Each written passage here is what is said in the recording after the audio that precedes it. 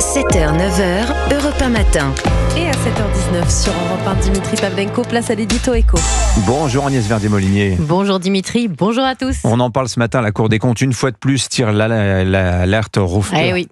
Comment on dit La sonnette d'alarme. Sur l'état des finances publiques, pointant du doigt notamment le dérapage des dépenses d'assurance maladie.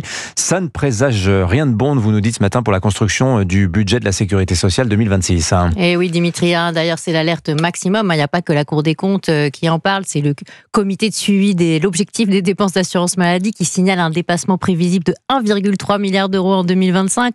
Nous serions donc cette année proche des 16 milliards de déficit rien que sur la branche santé. Et si on ne réagit pas, nous allons vers les 40 milliards de déficit en santé d'ici 2030. Nous devons donc réagir très vite.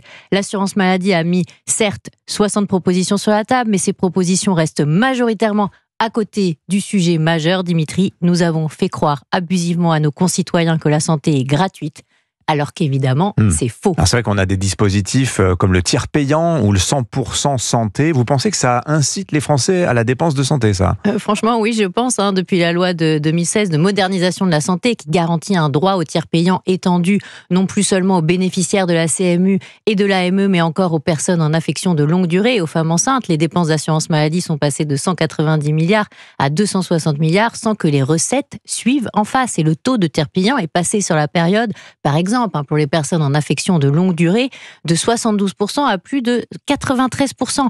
Évidemment, Dimitri, c'est compliqué ensuite d'aller demander le remboursement d'une franchise à un patient qui a bénéficié du tiers payant et qui n'a donc rien déboursé. Cela à nouveau 1,5 milliard d'euros de franchise non recouvrée par l'assurance maladie au 31 décembre dernier, selon la Cour des comptes. Oui, et ça c'est sans compter le 100% santé sur l'optique, le dentaire et les audioprothèses. C'était une volonté d'Emmanuel Macron, ça. Et oui, nous sommes aujourd'hui un des 3 pays d'Europe où le reste à charge en santé pour le patient est le plus faible. Et on continue à augmenter les droits alors qu'on est en déficit. À partir du 1er décembre prochain, tous les fauteuils roulants seront intégralement pris en charge par l'assurance maladie. Nous nous sommes créés un cocktail détonnant. 66% des dépenses de l'assurance maladie sont pour des affections de longue durée prises en charge à 100%. Nos franchises sont faibles et plafonnées à 50 € par personne et par an. Et droit au tiers payant pour les patients les plus coûteux. Cela ne peut pas fonctionner. Il faudrait mettre en place une franchise annuelle de l'ordre de 300 € en s'inspirant des Pays-Bas, limiter le tiers payant et réduire le nombre de bénéficiaires du remboursement à 100%.